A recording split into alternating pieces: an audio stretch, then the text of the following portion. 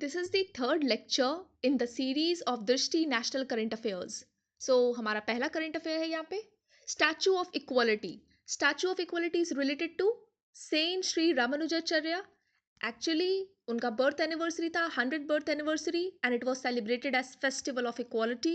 Upholding this view of Vasudhaiva Kutumbakam, ये statue of equality unveil हुई थी, and it was inaugurated by our PM on 5th of February 2022।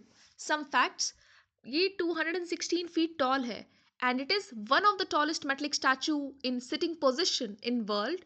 It is made up of panchaloha, combination of 5 metals: gold, silver, copper, zinc and brass। अब ये mounted है भद्र वेदी पे। This भद्र वेदी इज 54 फीट हाई बेस। सो वैसे इसकी हाइट 216 फीट टॉल है and it is mounted over this भद्र वेदी। नाउ रामानुजाचार्य के बारे में जानते हैं। He is known as the proponent of this Vishist Advaita philosophy and he was born in Tamil Nadu. He advocated this social justice, social equality, etc. And इन्होंने 9 scriptures भी लिखे हैं जो कि जाने जाते हैं नवरत्नास से। The next is, यह भी हमने किया, statue of equality. Next is statue of prosperity. Statue of prosperity कहाँ पे inaugurate और unveil हुआ है? It is in this Bangalore International Airport. So actually ये जो स्टैचू है ना, बेंगलुरु के फाउंडर का है। अभी हम उनका नेम देखेंगे। बेंगलुरु इंटरनेशनल एयरपोर्ट में हुआ है, इनॉग्रेट किया पीएम मोदी जी ने। और यहाँ अब इस ओकेजन पे he also flagged of this Chennai Mysore Vande Bharat express from this railway station, Krantiveera Sangolli Raina railway station. तो ये चेन्नई मैसूर वंदे भारत एक्सप्रेस ट्रेन को यहाँ से फ्लैग ऑफ किया था पीएम मोदी जी ने, और एक और ट्रेन को किया था, that is Bharat Gaurav Kashi Darshan train. अब हमें यहाँ से एक स्कीम भी याद आ रही है जो हमने डिस्कस करा था, डेट काशी यात्रा is the scheme of Karnataka government and उसमें शायद 5000 रुपीज़ सपोर्ट प्रोवाइड करेंगे जो भी पिलग्रिम्स हैं काशी यात्रा के लिए। देन अब ये जो स्टैचू ऑफ प्रॉस्पेरिटी है, अब इसके फैक्ट्स जानते हैं। ये 108 फीट टॉल स्टैचू है which is made up of bronze and ये बेंगलुरु के फाउंडर है, उनकी स्टैचू है। सो नद प्रभु कैंपेगौड़ा, अगर सही से प्रोनाउंस नहीं किया तो कोई बात, मीन्स आप एक्सक्यूज कर देना। And 98 tons of bronze and 120 tons of steel. And ये जो स्टैचू है it was conceptualized and sculpted by Ram V Sutar. He also curated the statue of unity. तो हमने डिस्कस कर लिया statue of equality, then statue of prosperity, and now moving to the next, statue of belief. ये lord Shiva की statue है, Nathdwara Rajasthan में। One of the largest Shiva statue in the world, not the largest but one of the largest. And ये जो idol है इसको वैसे ही जाना जाता है किस नाम से, Vishwas Swaroopam, statue of belief. And this idol is or this statue is built on this Ganesh Tekri mountain and its height is 112.47 meters or 369 feet. Sculptor कौन है? Naresh Kumar. And this idol of Lord Shiva is located in this Nathdwara जो हमने discuss कर लिया, and it was inaugurated on 29th of October 2022 and made in meditation posture। इसमें important ये है कि स्टैचू ऑफ बिलीफ किससे रिलेटेड है? लॉर्ड शिवा से। एंड कहाँ पे है? नाथद्वार राजस्थान में। अब थोड़े से फैक्ट्स इनसे रिलेटेड। देन नेक्स्ट है statue of peace. Statue of Peace, it was unveiled by PM to mark the 151st birth anniversary of Jain Acharya Shri Vijay Vallabh। कहाँ पे? राजस्थान में। Now next, अब पहले तो हम इंडिया की रैंक देखते हैं in this world press freedom index 2022। So this world press freedom index 2022 which is released by this Paris based Reporters Without Borders, and उसमें इंडिया की रैंक कितनी है इस साल? 150 out of 180। Last year it was 142 and this year 2022 में 150, और इससे पहले जो रिपोर्ट आई थी उसमें 142। अब देखते हैं इंडिया का press freedom report. It was this world press freedom report and now India's press freedom report. ये इंडिया की जो प्रेस फ्रीडम रिपोर्ट है ये दिल्ली बेस्ड एक ग्रुप है, that is rights and risk analysis group, ये रिलीज करती है इसको। एंड इसमें कुछ highlights, some facts like 13 media houses and newspapers were targeted, 108 journalists were attacked and 6 journalists were killed. And ये जो अटैक हो रहा है मीडिया हाउस पे, जर्नलिस्ट पे, इनके बेसिस पे हमारे top 3 states where these journalist and media houses were targeted. पहला है जम्मू कश्मीर, सेकंड है UP, so it's becomes important for the UP PCS, and third is MP. So UP की रैंक है इसमें सेकंड, और किस में it's not a good thing. So ये जो रैंकिंग है वो where the journalist and the media houses were targeted उसके बेसिस पे रैंक है ये। तो पहला Jammu Kashmir, second is UP. Now, some fact like Jammu Kashmir had recorded the maximum attack by the state actors, and Tripura maximum attacks by the non-state actors. Next है ISFR report 2021. This Indian State of Forest report is the 17th in the series, और ये जो report है ये Forest Survey of India release करती है, and it is the biannual report, means it's published after every 2 years. And the first this report was published in 1987 by whom? By Ministry of Environment, Forest and Climate Change. सो ये जो report है 17th है, कौन publish करती है? Ministry of environment, forest and climate change. अब इसके data से पता चला है कि हमारा जो टोटल फॉरेस्ट कवर है it has increased by how much? 1540 square kilometer in comparison to 2019. And what is the total forest cover? It is 21, means as a percentage of the total geographical area, it is 21.71%. And if we talk about the tree cover has also increased by how much? 721 kilometre square. So हमारा जो forest cover है वो भी increase हुआ है, tree cover भी increase हुआ है। Now let us see this data. States with highest forest cover, सबसे ज़्यादा फॉरेस्ट कवर कहाँ पे है? MP, then Arunachal Pradesh and then Chhattisgarh. So MP Arunachal Pradesh भी आपको याद है, that's okay. So MP Arunachal Pradesh and Chhattisgarh. Lowest है हरियाणा में, then Punjab. Now, highest increase in the forest cover is witnessed in these two neighboring states, Andhra and Telangana. उसके बाद ओडिशा भी है, but highest increase witnessed in Andhra and Telangana. Lowest increase witnessed in Arunachal, जो कि यहाँ पे second highest forest cover है, उसमें lowest increase witness हुआ है. Then state with the highest percentage of forest cover, ये था highest forest cover. This is the forest cover with respect to their area. So highest percentage of forest cover उसमें है Mizoram top पे, then Arunachal again here second, वहाँ पे भी second था, and then Meghalaya. Now union territory with the highest forest cover is Lakshadweep and then Andaman and Nicobar islands. अब ये 3 category है, इसमें हम लोग देखेंगे टॉप स्टेट कौन सा है। पहला है वेरी डेंस फॉरेस्ट, उसमें हमारा Arunachal Pradesh, moderately dense forest MP, and open forest में भी MP. Total carbon stock has increased in comparison to the previous report. It has increased by 79.4 million tons and अभी कितना है? 7204 million tons. Now moving to the mangroves. Mangrove का total area with this 4992 square kilometer and it is 0.15% of the total geographical area. It has also increased. ये भी बढ़ा है कितना? 17 square kilometre. अब सबसे ज़्यादा मैंग्रोव कहाँ पे है? मीन्स फर्स्ट रैंक है वेस्ट बंगाल, सेकंड है Gujarat and third is Andaman and Nicobar island. इसको ऐसे याद कर लो, मैंग्रोव सुंदरबन वाला area, so it is West Bengal first, second is Gujarat and third is Andaman and Nicobar island. Highest increment means सबसे ज़्यादा इंक्रीज कहाँ पे हुआ है? It is Odisha, then Maharashtra and then Karnataka.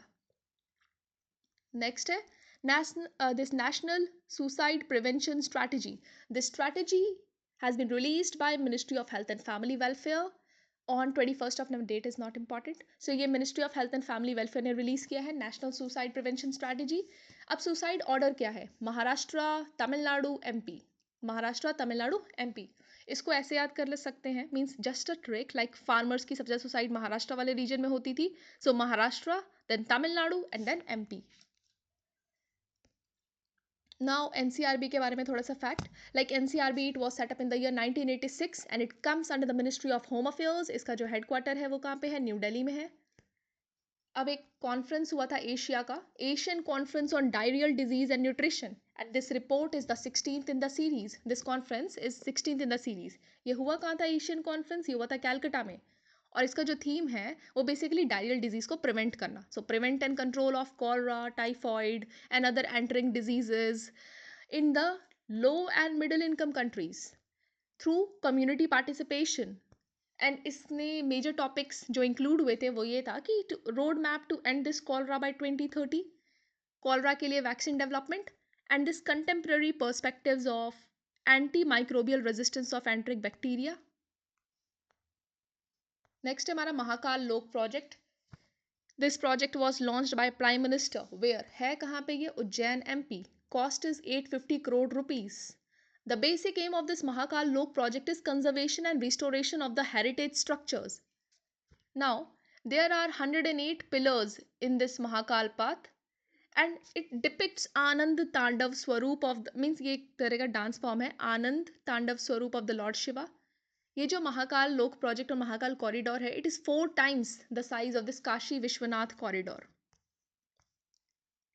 Next, ये ऐसे मैंने कुछ लिखे हैं Jyotirlinga. There are in total 12 Jyotirlingas across the country, but I have written only few because इतना सारा याद नहीं हो सकता, तो ये बस ऐसे लिखा है थोड़ा सा.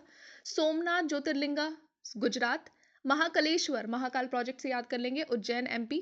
ओमकरेश्वर ज्योतिर्लिंगा, ओमकरेश्वर डैम जो MP में है, Khandwa UP, sorry Khandwa MP. Then Trimbakeshwar Jyotirling, Nashik Maharashtra. Trimbakeshwar से एक रिवर भी ओरिजिनेट होती है, आप उसे कमेंट सेक्शन में मेंशन कर सकते हैं. सो त्रिंबकेश्वर ज्योतिर्लिंग, नासिक महाराष्ट्र. काशी विश्वनाथ ज्योतिर्लिंग, ये है हमारा वाराणसी UP, काशी से याद आ जा रहा है. Kedarnath Uttarakhand. Next, blue flag tag. This blue flag certification is given by the Denmark based, ये देता कौन है, Denmark based non profit foundation, non-profit organization which is Foundation for the Environment Education, FEE, ये देती है. There and means environment friendly beaches where the many amenities are available for the people over that beach. So in total there are 12, पहले 8 थी इसमें, अब 12 beaches हो गई हैं, and अभी जो latest 2 include हुई हैं, that is Kadmat beach and the Thundi beach in the Lakshadweep. So ये मैंने कुछ बीचेस जो कि हमारी ब्लू फ्लैग के अंदर है और उनका लोकेशन लिखा है. जैसे गुजरात से हमारे पास है शिवराजपुर, केरला कप्पाड़, और Kappad what is called I don't know. So Kerala Kappad, Diu Ghoghla beach. Karnataka से हमारे पास 2 बीचेस हैं, कासरगोड एंड पदुबीद्री. आंध्रा से ऋषिकोंडा, ओडिशा से golden beach, Andaman and Nicobar island Radhanagar. And then Tamil Nadu से Kovalam beach, Eden Puducherry beach, and this Thundi and Kadmat beach Lakshadweep, ये भी 2 लक्षद्वीप से हैं. नेक्स्ट है हमारे पास 12th एडिशन हुआ था, sorry 12th edition of the defence expo. अभी जो इससे पहले जो डिफेंस एक्सपो हुआ था वो हुआ था लखनऊ में, 11th एडिशन. ये 12th एडिशन है, ये हुआ है गांधीनगर गुजरात में. ऑर्गेनाइज किसने किया था, defence, so ministry of defence, and it's the biannual event. And what's the theme of this defence expo, path to pride. And basic aim क्या है इसका, aim है to achieve the self-reliance in the defense sector so that we can export more defense technologies and we can create our own indigenous defense technologies. So basically to boost the make in India and to make self-reliance and to make indigenous defense technologies, हम खुद की defense technologies बनाएं, दूसरे countries पे rely ना करें. So हमें काफ़ी issues नहीं face करने पड़ेंगे फ्यूचर में. तो इसका यही है, to achieve the self reliance in defence and to achieve the export of $5 billion by 2025. पहली बार ऐसा हुआ है कि this was organised in a 4 venue format. Next है धर्मशाला डिक्लेरेशन. अभी एक कॉन्फ्रेंस हुआ था धर्मशाला में, which is there in Dharamshala is basically a place in the Himachal Pradesh. वहाँ पे हुआ था ये धर्मशाला कॉन्फ्रेंस, एंड वहीं से एक निकल के आया रिपोर्ट जिसे बोलते हैं हम लोग Dharamshala declaration. Now this conference was for 3 days. Now what's this conference called, national conference of the state tourism ministers. So जितने भी स्टेट के टूरिज्म मिनिस्टर्स हैं वो वहाँ पे आए थे, एंड उन्होंने बात मीन्स वहाँ पे डिस्कशन किया, and they had given this Dharamshala declaration 2022. This Dharamshala conference it was organised by ministry of tourism of the government of India. अब इसके कुछ ऑब्जेक्टिव्स एंड एम्स हैं डिक्लेरेशन के. पहली बात तो इंडिया को मेजर टूरिज्म डेस्टिनेशन बनाना है. Okay, then positioning India as one of the leaders in this tourism sector by the year 2047, placing India as a leader in this in the tourism sector. So then next is revive and to achieve this target of $1 trillion by this from this tourism sector. तो हमें इतना benefit हो, $1 trillion का हम लोग tourism sector बना सकें by the year 2047. और इंडिया के पास पोटेंशियल भी है because India is very diverse and diverse rich culture and बहुत सारे गुड मीन्स डाइवर्स हेरिटेज हैं, heritage culture etcetera. Then next हमारे पास इंडिया का पहला डार्क स्काई रिजर्व कहाँ पे आया है, हैंडले लद्दाख. अब तक हमारे पास सॉरी दूसरा है. So India's first dark sky reserve Hanle Ladakh में आया है. कौन लेकर आया है, department of science and technology. और ये आया कहाँ पे, within this Changthang wildlife sanctuary. अब इसकी एक्चुअली है क्या, ये एक ये एक एरिया है सराउंडिंग द पार्क और observatory, and this area has been kept free from this artificial light pollution and basically to promote astronomy. Next है मेक इन इंडिया के 8 साल पूरे हो गए हैं। पहली बार ये लॉन्च हुआ था 2014 में, and now 8 years have passed. Completed 8 years on 25th of September 2022. It is based on 4 pillars: new processes, new infrastructure, new sector, and new mindset. And aim क्या है? Boost to entrepreneurship, promote make in India, and make India self-reliant. Now, FDI inflow कितना था 2021-22 में? It was $83.6 billion. And ये make in India के direction में एक initiative भी लॉन्च हुआ था 2020-21 में, that is PLI, product linked incentive. Next, Bundelkhand expressway. It was inaugurated by prime minister in which district of UP? Jalaun district of UP, and it will pass through 7 districts of UP. ये Bundelkhand express way है, ये 296 kilometres का है, 4 लेन express way. अब इसकी special एक unique बात है कि it is completed in 28 months. Target था 36 मंथ का, and it has been completed 8 months ahead of its deadline. Constructed under the aegis of UPEIDA, that is UP expressways industrial development authority. ये start कहाँ से होगा?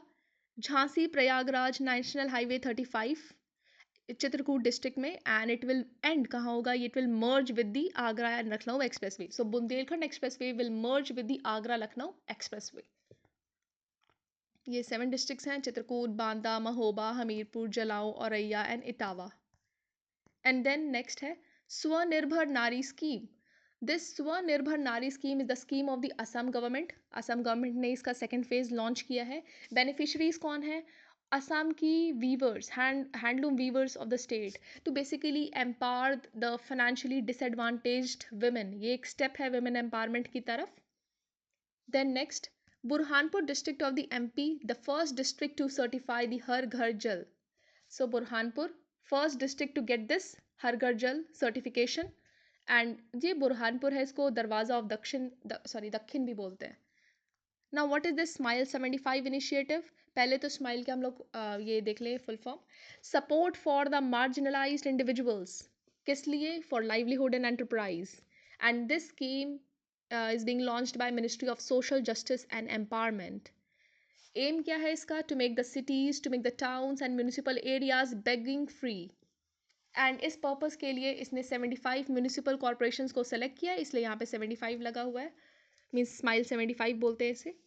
Now country का जो पहला night safari है वो कहाँ से शुरू होगा? वो लखनऊ से होगा. हमारे पास जितने टोटल 13 सफारीज है इंडिया में, बट सारी की सारी क्या है? डे सफारी है. And this is country's first night safari, and it has been inspired. कहाँ से इंस्पायर किया? सिंगापुर नाइट सफारी, ये लखनऊ में आएगा. Basically to promote the eco tourism in the UP. Shreshta scheme. Shreshta scheme, it was launched on 3rd of June 2022. ये भी ministry of social justice and empowerment ने launch किया है. ये रेजिडेंशियल एजुकेशन प्रोवाइड करेगा SC स्टूडेंट्स को. बेसिकली जो भी मेरिटोरियस स्टूडेंट हैं SC कैटेगरी में फ्रॉम 9 to 11 स्टैंडर्ड, उनको स्कॉलरशिप देगा, सो दैट उनके सारे एजुकेशन एक्सपेंसेस को मीट किया जा सके. And government will roll out, means government is going to roll out this in 2022-23. And इस पर्पज़ के लिए नीति आयोग ने 177 प्राइवेट स्कूल्स आइडेंटिफाई किए हैं. Next current affairs is this NSEDA. I call it as NeSDA, national e governance service delivery assessment report. National e governance service delivery assessment report by ministry of personnel, public grievances and pension. ये अभी मतलब no common ministry नहीं है, हम लोगों ने अभी तक शायद पहली बार पढ़ा है इसे. Ministry of personnel, public grievances and pensions. अब गवर्नेंस से रिलेटेड है तो पब्लिक ग्रीवांसेस आया है यहाँ पे. ये सेकंड एडिशन है. देखो ये जो स्कीम है, सॉरी ये जो रिपोर्ट मीन्स ये जो भी है रिपोर्ट वगैरह, ये पहली बार इंट्रोड्यूस तो 2018 में हुआ था, but it was launched in 2019, and this is the second edition in 2021. ये बाई एनुअल स्टडी है, सो पहली बार 2019, देन 2021. एंड ये स्टेट का देखती है कि ई गवर्नेंस कैसा है, means just means delivery system अच्छा है कि नहीं, ई गवर्नेंस डिलीवरी सिस्टम अच्छा है कि नहीं, एंड उसके बेसिस मीन्स सर्विसेज कैसी हैं वहाँ पे, सो एंड ग्रीवांस रिड्रेस हो रहे हैं कि नहीं. तो उस बेसिस पे the first rank is given to Kerala, second is Jammu Kashmir, and north east में मेघालय एंड नागालैंड. और जो जम्मू कश्मीर है ये यूनियन टेरिटरी के कैटेगरी में मिला है इसे। फर्स्ट वैसे Kerala, first in union territory Jammu and Kashmir, and north east में Meghalaya and Nagaland. Next is this application by NCPCR, national commission for protection of child rights. तो ये चिल्ड्रन से रिलेटेड है। To help in the rehabilitation of the children in the street situations. और ये जो scheme, ये जो ऐप है ये लॉन्च हुआ है बाल स्वराज पोर्टल के अंदर। बाल स्वराज पोर्टल ये NCPCR ने लॉन्च करा था ताकि वो ऑनलाइन ट्रैक कर सके या रियल टाइम मॉनिटरिंग कर सके। ये जो चिल्ड्रन है जिनको ज़रूरत है, they need care and protection, उनको ऑनलाइन ट्रैक करे, मॉनिटर करे। तो ये बाल स्वराज पोर्टल उसके अंदर लॉन्च हुआ था, NCPCR ने लॉन्च करा था। और ये सिस एप्लीकेशन उसके अंदर लॉन्च हुआ है to rehabilitate these children in the street situations. Then we have CDS के कुछ amended rules आए हैं। Chief of Defence Staff, this post was actually created on 15th of August 2019 and हमारे जो लेफ्टिनेंट जनरल थे बिपिन रावत वो पहले CDS थे इसके। नाउ अब ये चेंजेस करा है कि अगर कोई सर्विंग ऑफिसर है या रिटायर्ड ऑफिसर है, फिर वो चाहे लेफ्टिनेंट जनरल रैंक का हो या जनरल रैंक का हो, दे आर एलिजिबल। एंड एक लिमिट लगा दी है कि 62 ईयर से कम का होना चाहिए, तब वो CDS के लिए जा सकते हैं। एंड एज लिमिट ये भी लगाई है कि 65 से ज़्यादा नहीं, but no fixed tenure is there. Jammu Kashmir delimitation commission, इसको जो हेड कर रहे थे, means it is headed by justice Ranjana Prakash Desai, retired supreme court जज। वैसे डिलिमिटेशन कमीशन में there are 3 members, retired supreme court जज, chief election commissioner and state election commission. So ये 3 मेंबर्स हैं। एंड ये 5 मई 2022 को इसने अपना फाइनल रिपोर्ट दिया था। एंड उस रिपोर्ट में ये बताया गया कि जो नंबर ऑफ असेंबली सीट्स हैं वो 83 से 90 कर दी गई हैं, 43 for Jammu and 47 for Kashmir. Next, प्रधानमंत्री EGP एम्प्लॉयमेंट जनरेशन प्रोग्राम, ये किसने लॉन्च करा है, मींस अप्रूव की, ओके।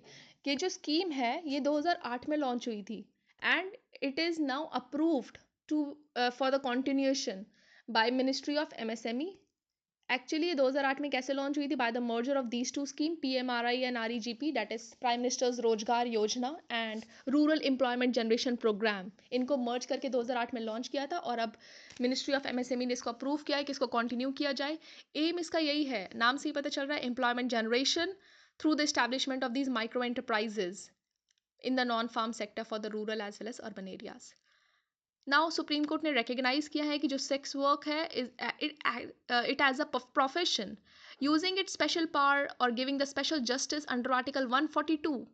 इससे पहले जो NHRC है उसने भी रिकग्नाइज किया था सेक्स वर्कर्स को as informal workers in 2022 and supreme court ने भी इनको एक प्रोफेशन रिकग्नाइज किया है using its power under article 142। और ये बोला गया है कि they are entitled to dignity as well as equal protection of law. So dignity under article 21 and equal protection of law under article 14. Now WHO का global centre for traditional medicine कहाँ पे आया है, गुजरात के कौन से लोकेशन पे, Jamnagar Gujarat, okay. And इसका नाम क्या है, institute of teaching and research in the Ayurveda.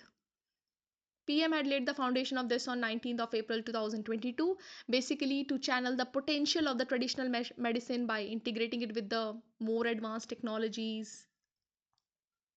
I mean, giving a boost to our traditional medicines.